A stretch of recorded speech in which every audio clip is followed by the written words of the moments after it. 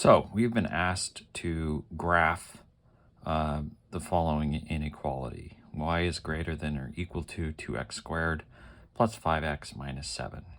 So the first thing I would do is what information can I get from this equation without too much effort?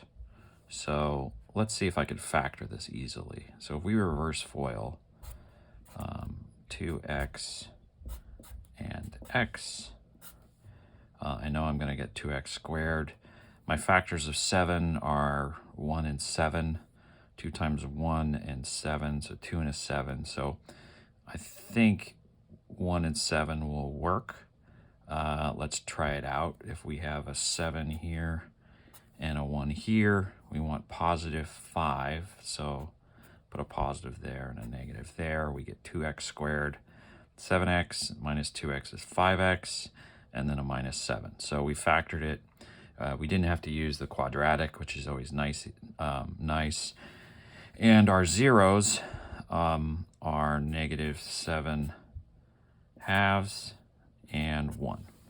All right, so let's set up our graph just so we can start collecting our information. We have a 0 at x equals 1, and we have a 0 at negative 7 halves, so that's negative 3.5. 1, 2, 3. So we have a 0 right there. Now we have our two zeros. We know it's a quadratic. So the line of symmetry is going to be exactly between those 2 points. We could use the negative b over 2a formula to find the line of symmetry. But we also know that since it's going to be exactly between those 2 points, we could just divide that in half. So we have 1, 2, 3, 4.5. 4.5 divided by 2 is 2 1/4. So from 1 point, 1, 2 1/4. So our line of symmetry is going to be about there at x equals negative 2.2, or excuse me, negative 1.25, because that's 1, 2 1/4, but that's negative 1 1/4. So that's going to be negative 1 1/4. Since we don't like decimals, that's x equals negative 5/4. That's our line of symmetry. Okay, so let's, now that we have our x value for the line of symmetry, we can go ahead and find the vertex. Easiest way, instead of plugging this point into this quadratic and trying to keep track of the negative sign squared and all that business, this is equivalent, our factors. So let's just plug it in here. So 2 times negative 5 1/4 is going to be negative 5.5 plus 7. And then negative 5/4 minus 1. What do we have here? Negative 2.5 plus 7 is going to be negative 4.5. We don't like decimals, but we're making an exception in this case just to keep the math simple. Negative 5/4 minus 1 is going to be negative 9/4, which is negative, that's going to be a positive 4.5. So 7 minus 5 halves, 4.5. And this is going to be a minus 2.25. So multiply these values together. What do we get? We get negative 10.125. So when x is negative 5/4, y is going to equal negative 10.125. So we know our graph's going to look like this, right? We have our vertex and we have our zeros.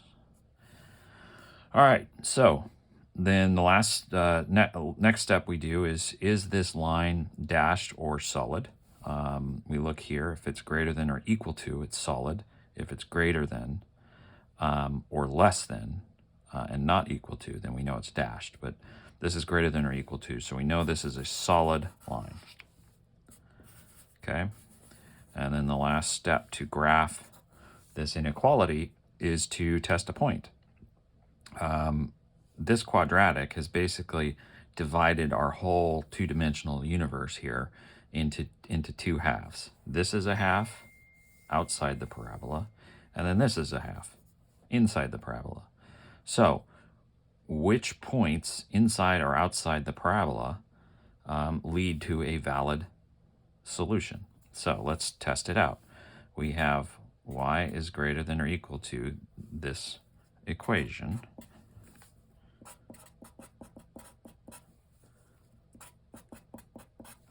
Then let's plug in an easy point. So we know 0, 0 is inside. So we're going to test if the point 0, 0 leads to a true statement or a false statement. So if we test 0, 0, then we're going to have 0 is greater than or equal to 2 times 0 is 0 plus 7, and then 0 minus 1 is minus 1, which is 0 greater than or equal to negative 7. So is that a true statement or a false statement? That's a true statement. So we know we shade around the point that we tested, 0, 0. And if we shade around that point, we shade everything on this side of the quadratic. So if this had resulted in a false statement, we wouldn't shade that point. We'd shade outside the parabola. But since this was a true statement, we shaded inside the parabola. And that is your final answer. That is a graph of y is greater than or equal to 2x squared plus 5x minus 7.